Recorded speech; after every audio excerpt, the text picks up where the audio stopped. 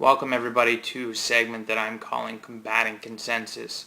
The idea here is to take a look at teams that the public is backing really strongly just as a straight pick going into this weekend's game, or that the consensus is strong on, and try to go against that, try to find reasons why the teams that I think deserve a little more respect should have it. And each week we'll pick a few games where the public is really strong on one side or the other and go contrary to that. So the first game that I want to look at this week is with 63% of the public on the Baltimore Ravens over the New England Patriots. Part of me doing this is just fan bias. I'd sit here and tell you a bunch of reasons why the Pats are going to win, regardless of if it were true or not. But I think there's enough legitimate stuff going on this week that we can talk about it here in this column.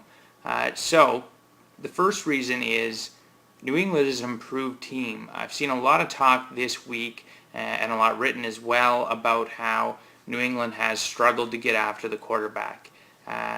That's an easy way out, though. It's an easy explanation. They're looking at stats and saying, well, they only have 3 quarterback sacks, therefore they're not getting enough pressure. But I think if you really look at what this defensive line is doing, they're doing a great job of getting at the quarterback. May not be bringing him to the ground, but certainly causing some problems. Last week during that Cardinals game, and also in the Week 1 contest, the defensive line did a great job, and in particular, Chandler Jones, rookie pick of the Patriots, doing a great job diving right into work as an every down lineman, and he's in the backfield on every play. Felt like last week he was chasing quarterback Kevin Kolb for his life all week.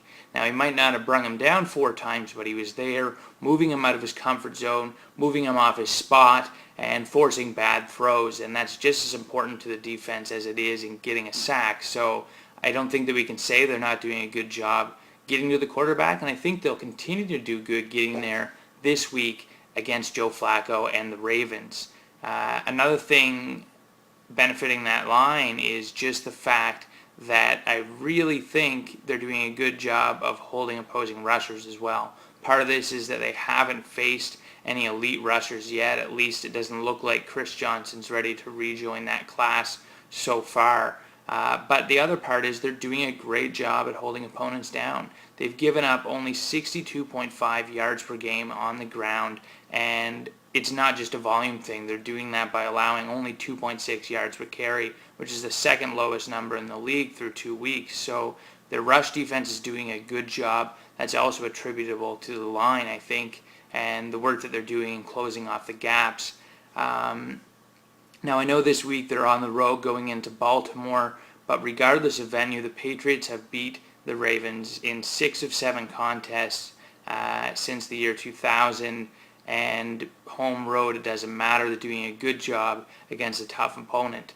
And this is an improved team compared to the team that beat Baltimore twice last year as well. Meanwhile, I don't think Baltimore is as strong. The Ravens defense misses Terrell Suggs.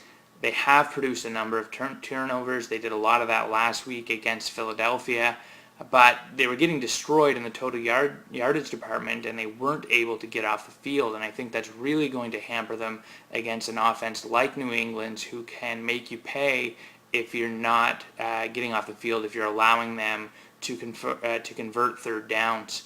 They're still getting at the quarterback even without Suggs. They do have 8 sacks through 2 games. But again, they're giving up yardage in both the run and pass games, and I think that New England is poised to take advantage of both those things, and that's a reason why I like them to go into Baltimore and give the Ravens a hard time this week. The second game I'm looking at here has 79% of the public on the Washington Redskins to beat the Cincinnati Bengals.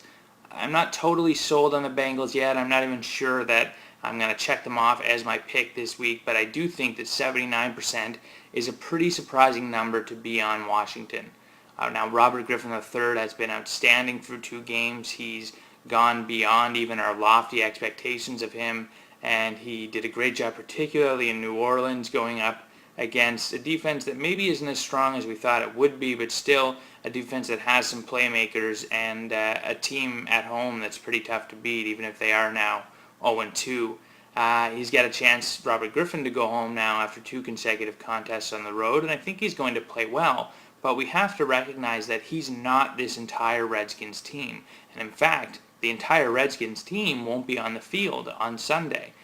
They're missing again wide receiver Pierre Garçon. Now, he wasn't there last week when they faced the Rams, but he is their best wideout, and he will be missed. Still got a lingering foot issue, which hurts their depth quite a bit at wide receiver. Most importantly, though, they've lost a lot of depth and a lot of key playmakers on defense. Most notably, recently, they lost defensive end Adam Carricker for the season, as well as Brian Arakpo, the linebacker, for the same amount of time. Both of these guys are impact players. Carricker, a vet who's done a great job for Washington, and Arakpo, one of the biggest names they have on defense because he does a great job in a few different elements of the game. Now, they've still got London Fletcher back there making tackles, but they are going to miss these two guys in their defensive front seven. And that front seven was already struggling. They are giving up an average of 5 yards per carry on the ground through the first 2 games of the season, and I can't see that number getting any better this week without these two guys on the field. Now, that's not where the Bengals make their money, but we did see BenJarvus Green-Ellis hitting the hole pretty hard last week. I think he's going to continue to do that, and I think he'll see success with it against Washington because they're missing these two big stuffers in the middle of their defense. But with Cincinnati, it is about going through the air.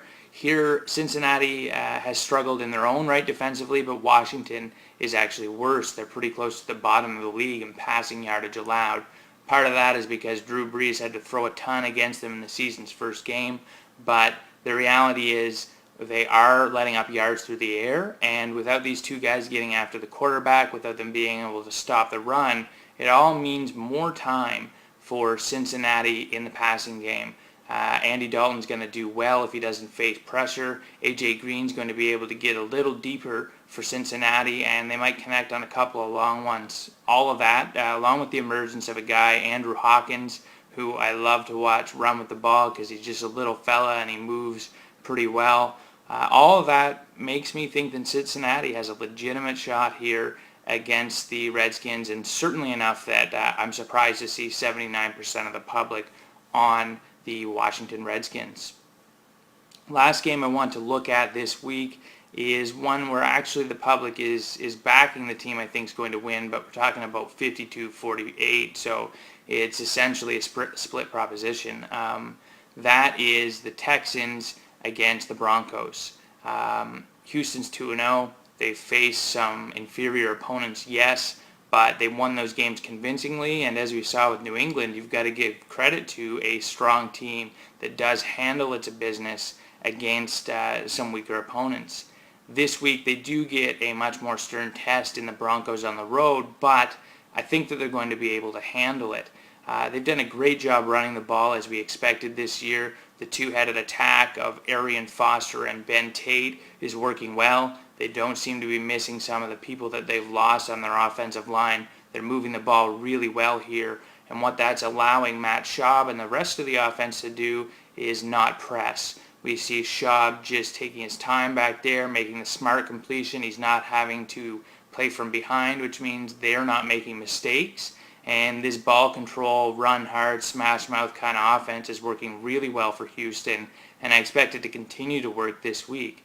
Meanwhile, Denver was able to come back after a very rough first quarter last week on prime time and make a game of it against Atlanta, but they did fall a little short. And also, while Manning played a role in this for sure, it had a lot to do with the strong game that running back Willis McGahee put together. I think McGahee is going to have a strong season for Denver because offenses are respecting Peyton Manning a lot. He's going to have some room to run in, but I think this week he might struggle with that.